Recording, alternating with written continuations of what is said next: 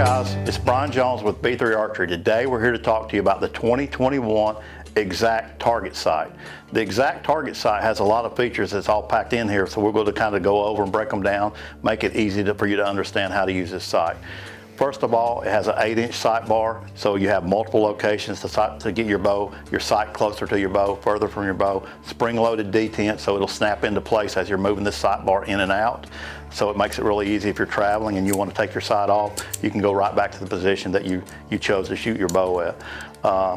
On your vertical adjustment, also has clicks on your vertical. Very, very slow worm gear, so it's going to allow you to really micro move that sight up and down for the target shooter. So also it features the click. Same thing with the windage unit. It's a click system, so as you're dialing your windage left or right, sighting your scope in, it's micro, under 1/1000th per click. One of the neat features to exact sights are we feature a system here that allows you to take out the gear lash. There's a set screw located under the windage tube. You can actually tighten that screw up to make this wheel really firm, and it removes any feel of gear lash. So when you're actually moving that sight, when you go to turn it, it's moving on that very first click. Really cool feature. On your vertical travel, to match your sight scale to your sight, it's going to come with an enclosed set of laser marked scales. So this one has the 7 already pre-installed. There's 1 through 12. So once you pick whichever scale that you want to use, it's really simple. 2 screws, remove those screws, replace it, put the scale on that lines up for you. On the back side of this sight, it's a blank scale. Whether you're using our pre-printed scale that comes with the sight or a computer generated scale, you can use this blank scale. Just move it to that side. That way you have one to use if you're using your self-generated sight scale. Let's talk about your axis adjustments. The 3D and the target are the same. Your third axis, you loosen 2 screws right here. There's a set screw right here.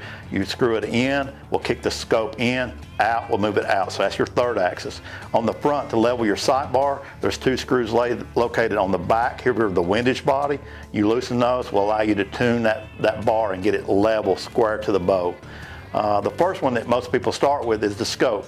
2 screws here, allows you to loosen those 2 screws, pivot the scope. That allows you to level that scope to when the bow is vertical, the scope will read level.